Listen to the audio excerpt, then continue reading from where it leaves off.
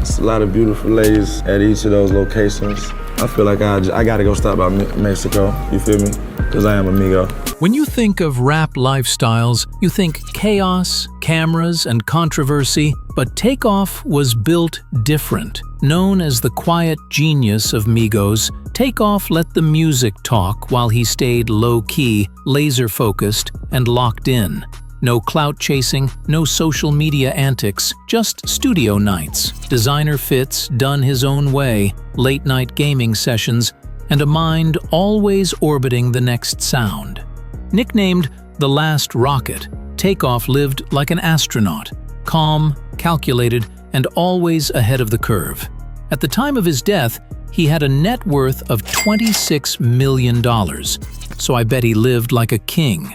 Today, I would be breaking it all down.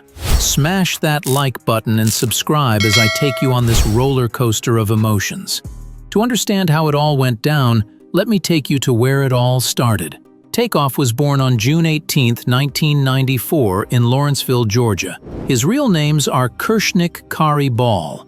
Kirshnik was raised by his mother, Titania Davenport, a woman determined to protect her son's future. She chose to homeschool him, keeping him close, grounded, and away from the chaos that swallowed so many kids around them. From early on, he was different. Not the loudest voice in the room, not the one demanding attention. He listened, he watched, he learned. Family was everything. And for Kirshnik, family meant Quavo, his older cousin, part mentor, part big brother, and Offset, Quavo's cousin, older, sharper, already carrying street wisdom. Blood tied them together. Music would lock them in. Education and music existed side by side. His mother insisted on discipline, structure, responsibility. That balance shaped him. Quiet confidence, relentless focus. He started making beats and developing rhythms in the 7th grade, but did not start recording music professionally until 2012, when he released the mixtape Jug Season with Quavo and Offset in August of that year as part of the hip-hop trio Migos. They called themselves Polo Club at first. No industry eyes, no cosigns, just raw ambition and family loyalty. Kirshnik, now known as Takeoff, found his voice not by shouting, but by precision. His flow was tight, his timing surgical. Every bar placed exactly where it belonged. Then, in 2013, everything changed. Versace hit like a spark, and when Drake jumped on the remix, the fire spread nationwide. Suddenly, Migos weren't local anymore, they were movement. Takeoff's flow, tight, technical, perfectly timed, became a blueprint for modern rap. Triplet flows flooded the industry. Everybody followed, but he stayed the same. While fame magnified around him, Takeoff remained reserved. He let the music speak, and it spoke loudly. In 2016, Migos released Bad and Boujee, a song that went #1 on the Billboard Hot 100 and turned them into global icons. All this is really just the beginning, because the next part gives you an insight into the luxury life lived by Takeoff. His investments, his empire, the fame, the cars, the houses, and, unfortunately, the end. By the time of his passing, Takeoff's net worth was estimated at approximately $26 million, earned through music, touring, and endorsements. As Migos grew, Takeoff earned his money the same way the group earned its reputation: work. Album by album, the checks got bigger. Culture arrived in 2017 and didn't just top charts, it rewrote the rules. Platinum sales, billions of streams, and royalties that didn't stop when the radio did. Every time a Migos song was played in a club, on a phone, in a car, Takeoff earned. Quietly, consistently. But the real money wasn't on the charts. It was on the road. Between 2017 and 2019, Migos became one of the highest-paid rap groups in the world. Night after night, city after city, Takeoff stepped onto stages that paid 6 figures per show. The Aubrey and the Three Migos tour alone grossed over $100 million. After expenses, splits, and management, Takeoff personally walked away with millions, earned not in a flash, but one performance at a time. What made his fortune solid was structure. Migos split their earnings evenly. No hierarchy, no favoritism. That meant every deal, albums, tours, licensing, fed Takeoff's pocket directly. At their peak, his annual income ranged into the high seven figures, driven mainly by touring and streaming royalties that didn't stop when the tour buses did. Still, Takeoff never depended on the group alone. In 2018, he released The Last Rocket. It wasn't flashy, it was technical. The album added another stream of income, solo royalties, publishing credits, and performance rights that belonged to him alone. That project proved something important financially. Takeoff wasn't just paid because of Migos. Migos was paid because of Takeoff. As his profile rose, brands followed. Endorsements came in, not the loud influencer kind, but clean partnerships with global companies. Sneakers, beverages, fashion. Campaigns that paid in lump sums and licensing fees. For Takeoff, endorsements weren't about attention. They were about asset stacking. Then came merchandise. Tour merch, limited drops, fan collectibles. Often overlooked, merchandise is one of the highest margin revenue streams in music. Each tour cycle added another layer to his wealth, feeding an income source that ran parallel to streaming and shows. He didn't burn money to perform wealth, he built it. No scandal-driven losses, no public financial chaos, just royalties, touring revenue, catalog ownership, and restrained spending. Even after his passing, his music continues to generate income, proof that the smartest money in hip-hop is often the quietest. Takeoff's fortune wasn't loud, it was steady, and in the end, it flew further than anyone expected. And with all that wealth, of course he owned multi-million-dollar homes with the classiest amenities. As the royalties stacked and the tours sold out, Takeoff didn't rush to collect properties as trophies. Instead, he anchored himself in Atlanta, investing in a luxury mansion located in one of the city's more exclusive, low-profile neighborhoods. At the time, comparable homes in that area were valued between $2.5 and $3.5 million, reflecting both their size and the level of privacy they offered. From the outside, the mansion revealed very little. Tall gates, controlled entry, and subtle architecture ensured the house never felt like a spectacle. But inside, the space opened up with high ceilings, clean design, and rooms built for comfort rather than excess. Every inch of the property leaned toward intention instead of impression. One of the most valuable elements of the home wasn't decorative at all, it was functional.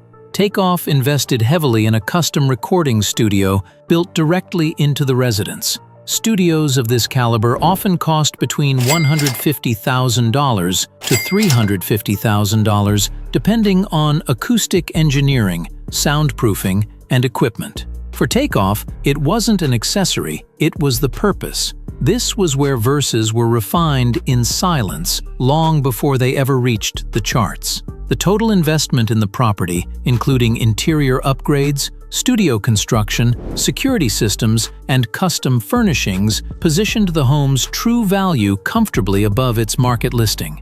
Industry estimates place his overall real estate spending, renovations included, within the $3 to $5 million range, a modest figure by celebrity standards, but a telling one. Because Takeoff never confused wealth with noise. The interior of the mansion mirrored his personality. Minimalist, yet expensive. Modern, without trying too hard. Money was spent where it mattered. Lighting, flooring, technology, and custom design pieces, rather than on exaggerated displays. Even the decor spoke quietly, favoring balance over bravado. Unlike many artists who expand across cities and continents, Takeoff kept his footprint focused. His houses weren't about spreading status, they were about preserving control, about having a place where family could gather, creativity could breathe, and the world couldn't reach in uninvited. Today, the dollar value of those homes remains in the multi-million-dollar range, shaped by Atlanta's steady luxury market. But their real worth isn't measured in square footage or resale potential. It's measured in what they represented: stability, privacy, ownership, peace. Takeoff didn't build mansions to be seen. He built them to disappear into, to create, to reflect, and to live without interruption. In an industry defined by noise, his greatest luxury was silence, and that silence, no matter the price tag, will always be priceless. Next up is his car collection. In hip-hop, cars are often used to announce arrival. Engines roar, cameras flash, attention follows. But Takeoff was never interested in announcing himself. While others treated luxury vehicles as rolling billboards, Takeoff approached them the same way he approached success: quietly, deliberately, and with intention. His car collection wasn't about quantity, it was about precision. Every vehicle reflected control, balance, and restraint. Because for Takeoff, speed never needed an audience. As Migos rose to global dominance, Takeoff began surrounding himself with machines that matched his personality: powerful, refined, and disciplined. One of the most recognizable vehicles associated with him was the Lamborghini Aventador, a supercar known for its raw engineering and unmistakable presence. At the time, Aventadors like his were valued between $400,000 and $500,000, depending on specifications and custom options. The Aventador wasn't about showing off. It was about performance: a V12 engine, sharp, aggressive lines, precision at high speed. Much like Takeoff's flow, it was fast, clean, and controlled, never chaotic. But speed was only part of the picture. Away from the spotlight, Takeoff leaned toward luxury that offered comfort and isolation rather than adrenaline. He was often seen in a Rolls-Royce Wraith, a vehicle built for silence and presence, not attention. With a price tag that frequently exceeded $300,000, the Wraith represented a different kind of power: the ability to move through the world untouched, quiet, smooth, effortless. That same balance showed in his choice of luxury SUVs. Takeoff was closely linked to the Bentley Bentayga, a high-performance luxury truck that combined strength with refinement. Fully equipped models commonly sat around $200,000 to $250,000, offering both comfort and authority without demanding attention. For everyday movement, strength mattered as much as status. The Mercedes-Benz G-Wagon, valued between $150,000 and $200,000, fit seamlessly into his lifestyle.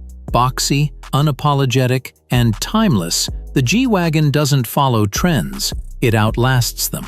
A fitting choice for an artist whose influence didn't rely on noise. Even when it came to high-end sports cars, Takeoff kept things measured. Vehicles like the Ferrari 488, often priced above $300,000, weren't about spectacle. They were about balance, speed paired with control, luxury paired with discipline. There was no excessive rotation of cars, no garage built for headlines. Every vehicle served a purpose. When you look at the estimated value of Takeoff's reported car collection, it likely fell within the $1 million to $2 million range, a relatively modest figure by superstar standards, but revealing in its intent. He wasn't collecting machines to impress the public. He was curating a lifestyle that made sense to him. Speed for focus, luxury for peace, strength for security. His garage reflected the same energy he carried into the studio. Clean, composed, intentional, nothing wasted. Today, those cars remain part of his legacy, not because of how loud they were, but because of how accurately they represented him. Takeoff never needed to rev engines at stoplights or flood social media with keys and dashboards. He simply drove. And in a culture obsessed with being seen, that restraint became its own statement. How about we get a little bit more personal? To the world, Takeoff was a star, a chart topper, a quiet force in one of the most influential rap groups of his generation. But away from the stage lights and studio booths, Takeoff lived a life few truly saw. Private, grounded, intentional. His early years shaped him, instilling a calm confidence that stayed with him long after fame arrived. Family was central to his life. Raised alongside Quavo, who was not just his bandmate but his older cousin, Takeoff grew up surrounded by trust and familiarity. Their bond wasn't built in studios or boardrooms, it was built at home, long before the world knew the name Migos.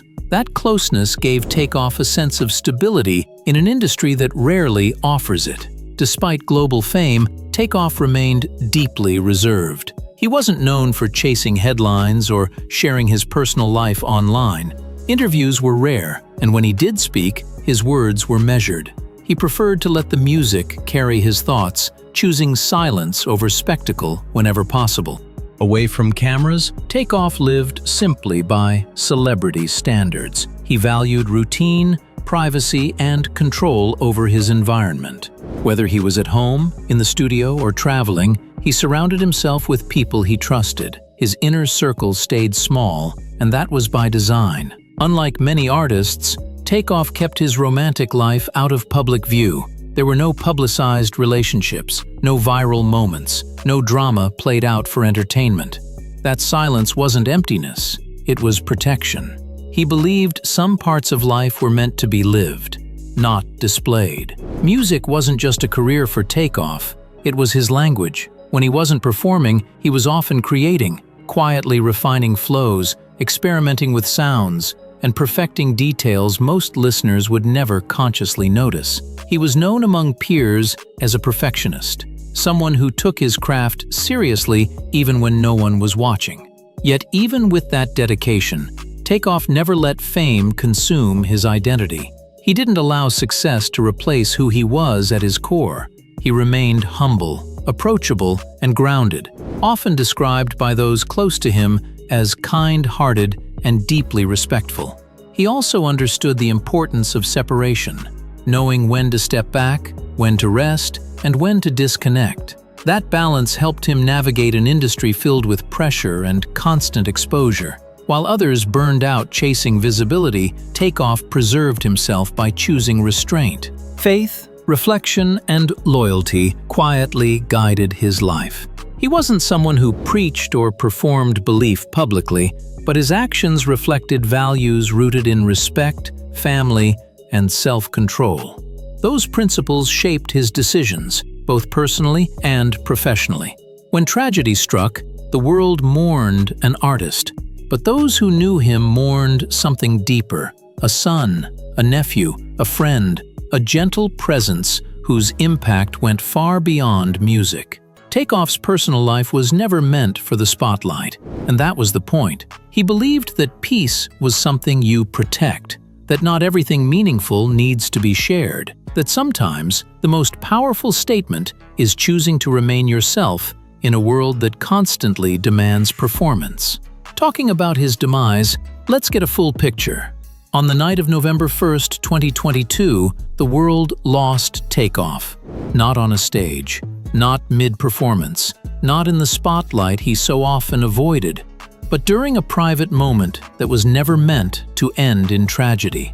The night was intended to be calm, an informal gathering following a party, nothing public, nothing chaotic. For Takeoff, this kind of setting was familiar. He was not a risk-taker by nature. He stayed close to trusted people, preferred quiet environments, and rarely involved himself in confrontation. By all public accounts, he was in good spirits that night, minding his business, observing more than speaking, just as he always had. As the group moved into a private bowling alley and lounge, what began as a relaxed moment slowly shifted. A disagreement broke out between others in the room. Voices rose. Tension followed. It was not a situation Takeoff was part of, and that distinction matters. Multiple reports and witness accounts later made it clear. Takeoff was not directly involved in the argument. He was standing apart, disengaged, caught in proximity rather than conflict. Then, in a matter of seconds, everything changed. Gunfire erupted. In the confusion and panic that followed, Takeoff was struck. Emergency services were called, but there was nothing anyone could do. At just 28 years old, Takeoff was pronounced dead at the scene. The news spread quickly, sending shockwaves across the music world. What made the loss especially devastating was the nature of it. There was no ongoing feud, no public threat, no warning signs leading up to that night. It was a senseless act, the kind that steals life without reason or meaning. For those who knew Takeoff, the tragedy felt deeply unfair. He was widely described as peaceful, respectful, and reserved. Someone who avoided drama, someone who stayed in his lane, someone who rarely spoke unless there was something worth saying. That night, he wasn't seeking trouble. He wasn't part of confrontation. He was simply present, and that presence cost him his life. In the days that followed, tributes poured in from every corner of the industry. Fellow artists, fans, and friends spoke not only of his talent, but of his character. They remembered his humility, his kindness, his discipline, and the quiet way he carried greatness. For Quavo, the loss was especially profound. Not just the loss of a bandmate, but of family. Their bond went beyond music. They were raised together, grew together, and built a legacy side by side. That night didn't just take Takeoff from the world, it shattered a familial connection that had existed long before fame.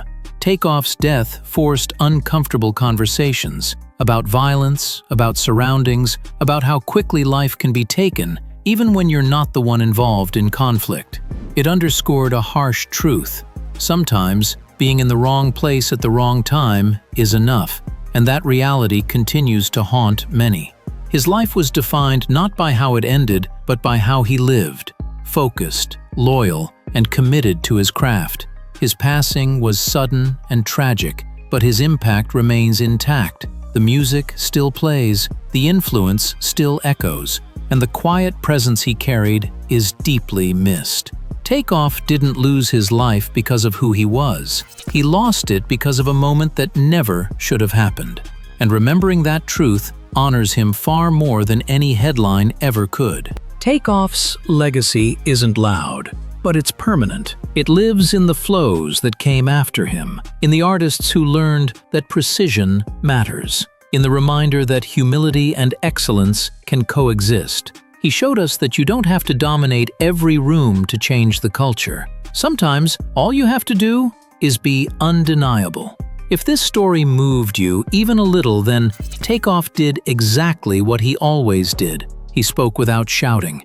If you're watching this, take a moment to appreciate the artists who choose discipline over drama, craft over chaos, and substance over noise. Drop a comment below. What's your favorite Takeoff verse, or what did his music mean to you? If you want more stories that honor artistry, legacy, and the deeper side of hip-hop, like this video, subscribe to the channel, and share this with someone who understands the impact of real music. Rest in power, Takeoff. The rocket may have lifted, but the echo remains.